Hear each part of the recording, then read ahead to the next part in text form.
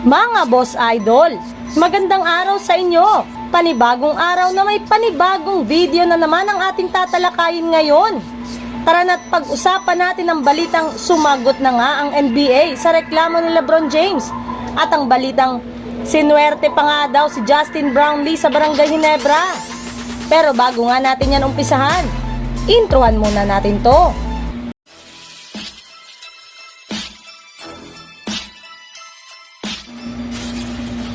Halina't pag-usapan natin ang sumagot na nga ang NBA sa reklamo ni LeBron James.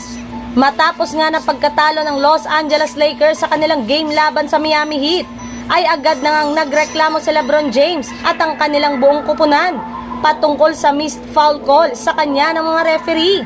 Sa katunayan, nagpadala pa nga ang Lakers ng ilang mga clip video na naglalaman ng ilang mga plays sa kanilang laro kung saan hindi man lang nga tinawagan ng mga referee ng foul si LeBron James kahit ilang beses na itong natatamaan ng mga bumabantay sa kanya. Kaya dahil nga sa ginawang move na ito ng Lakers, ay uminit na naman ang mga social media dahil sa mga fans at haters na nagbabanggaan ng kani-kanilang mga opinyon patungkol sa naging reklamo ng Los Angeles Lakers at ni LeBron James.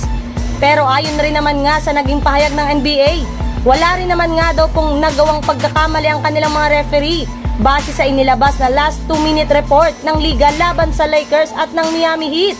Ang kaso lang, hindi rin naman nga mga tawag sa last 2 minutes ng kanilang laro ang nirereklamo ngayon ng Lakers. Bagkus nangyari nga ang mga maling tawag ng mga referee sa first hanggang third quarter na hindi rin naman nga kayang i-review ng liga. Kaya gumagawa nga po ngayon ng paraan ng Lakers para maipaalam sa mismong NBA ang ginagawa ng kanilang mga referee kay LeBron James.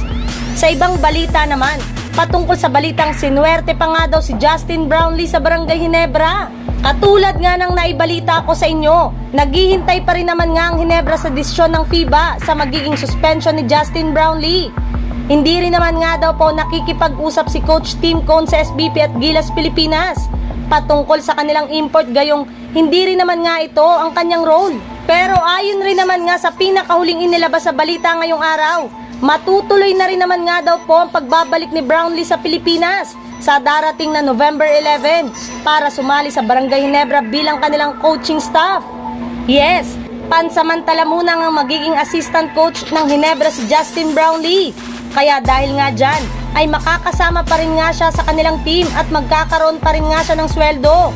Kahit man meron pa siyang tinatamong injury sa kanyang pangangatawan at kahit man suspendido pa siya ng FIBA matapos siyang magpositibo sa pinagbabawal na gamot ng nagdaang Asian Games.